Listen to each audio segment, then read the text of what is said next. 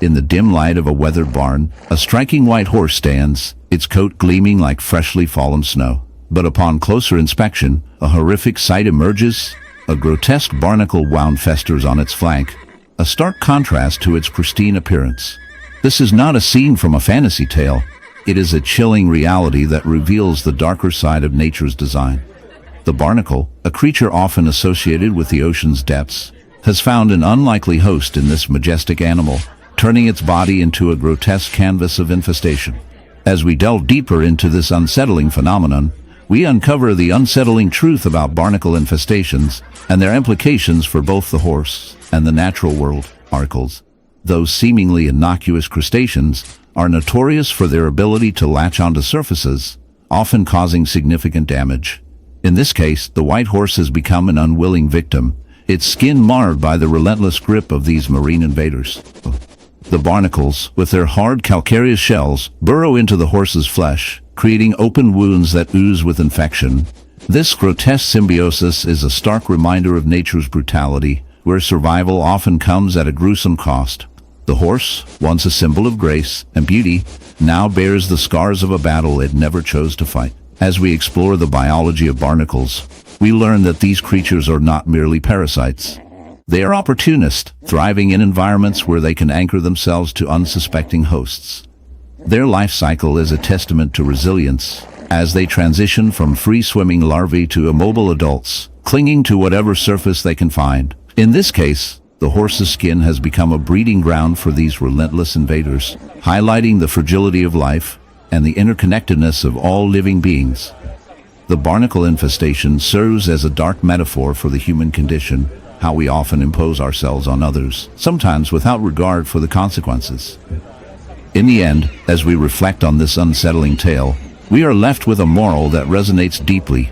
Just as the barnacle exploits the horse, humans too can become unwitting parasites in the ecosystems we inhabit. Our actions can lead to suffering, not just for ourselves, but for the creatures that share our world. Perhaps, in this dark narrative, we find a glimmer of humor, a reminder that while nature can be cruel, it also offers us the chance to learn, adapt, and perhaps, just perhaps, be a little less barnacle-like in our own lives. After all, nobody wants to be in the heart of a dense, shadowy forest. A scene unfolds that is as shocking as it is captivating. Here, we encounter a magnificent creature, a silverback gorilla, once the epitome of strength and majesty. Now, however, it stands as a testament to nature's darker side, marred by a horrific wound that tells a story of survival against insurmountable odds. This gorilla, with its powerful frame and intelligent eyes, is not just a victim of the wild.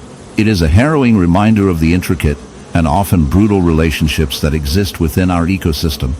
As we zoom in on its injury, a grotesque sight reveals itself, a gaping wound, oozing and swollen, the result of a bee infestation that has taken hold of this noble beast. The sight is enough to make even the hardiest of souls recoil. Swarms of angry bees have taken refuge within the gorilla's flesh, creating a hive-like structure that seems to pulsate with life.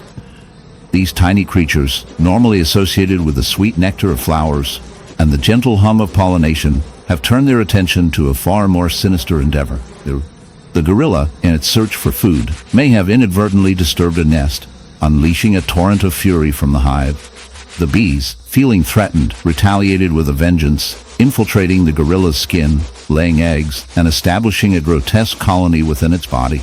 As we delve deeper into the biology of this infestation, we uncover the chilling reality of what happens when bees invade a host. The bees, driven by instinct and survival, begin to burrow into the gorilla's flesh, their venomous stings causing immense pain and swelling. The gorilla's immune system struggles to combat the invasion, but the sheer number of bees overwhelms its defenses. This gruesome tableau is not merely a story of suffering, it is a vivid illustration of the relentless struggle for survival that defines life in the wild. The gorilla, despite its immense strength, finds itself at the mercy of creatures that are, in size, a fraction of its own. Yet, the story does not end here. As the infestation progresses, the gorilla's health deteriorates, and the once mighty animal becomes a shell of its former self. The bees, meanwhile, thrive in their new environment, feasting on the gorilla's flesh while simultaneously using it as a breeding ground for their young. This dark symbiosis plays out like a macabre dance, a stark reminder of nature's indifference to suffering. The gorilla, once the king of its domain, is now reduced to a host, a living testament to the harsh realities of life in the wild. But what does this say about the world we inhabit? As we reflect on the plight of this gorilla, we are forced to confront uncomfortable truths about the interconnectedness of life. The bees, in their quest for survival, have turned a noble creature into a battlefield, a victim of their own instincts. In this twisted narrative, we see a reflection of our own existence. Humans, too, often find themselves in a struggle against the very nature they seek to control. We carve out our spaces, disrupt ecosystems, and unwittingly unleash chaos upon the world. In the end, the gorilla's suffering serves as a dark mirror, reflecting our own vulnerabilities and the consequences of our actions. We are all part of this intricate web of life, and when one thread is pulled, the entire tapestry can unravel. So, as we observe this tragic tale unfold, let us not forget the lessons it imparts. We may laugh at the absurdity of nature, but we must also recognize the gravity of our role within it. The next time you swat away a bee, remember the gorilla, the once mighty king now reduced to a host. Nature has a way of reminding us that we are not above it. We are merely players in a much larger game, and sometimes the punchline is a little darker than we expect.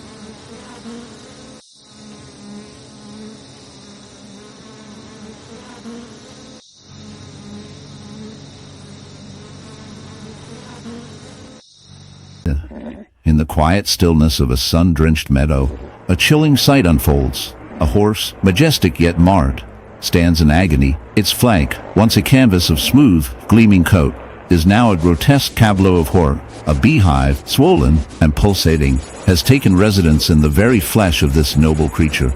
The bees, tiny yet formidable, have burrowed into the horse's skin, creating a festering wound that oozes with a sickly mixture of blood and pus. The air is thick with the buzzing of the intruders, a sinister symphony that echoes the chaos of nature's darker side. As the camera zooms in, the viewer is drawn into the unsettling reality of this infestation, where the line between life and death blurs in a dance of survival.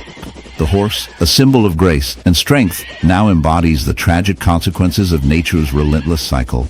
The bees, driven by instinct, have invaded this creature's body, laying their eggs in the soft tissue, where they will hatch and feast. This gruesome process is not merely a horror story.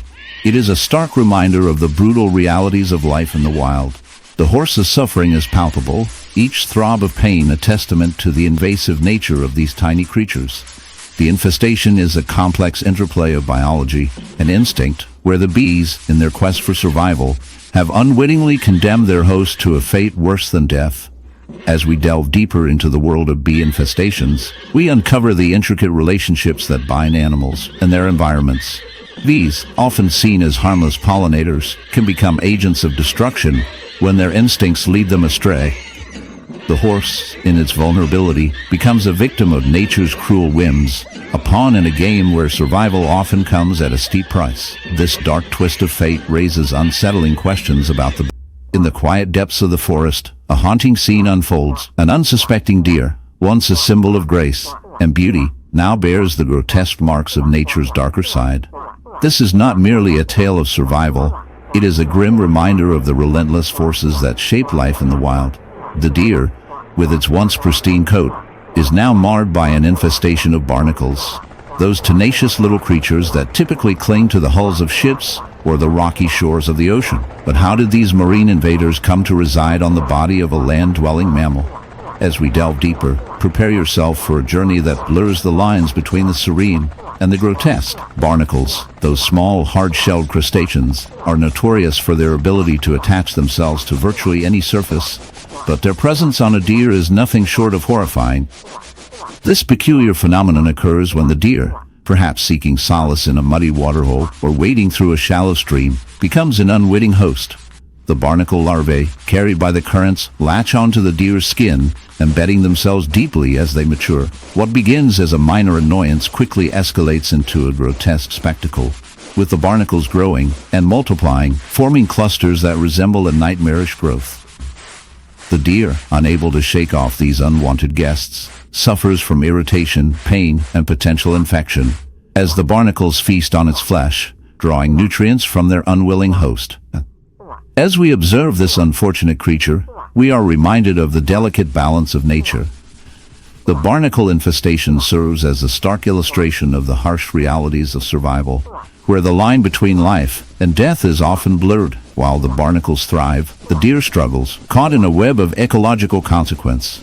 It raises unsettling questions about the nature of existence. Are we merely hosts for other beings, just as this deer is for the barnacles?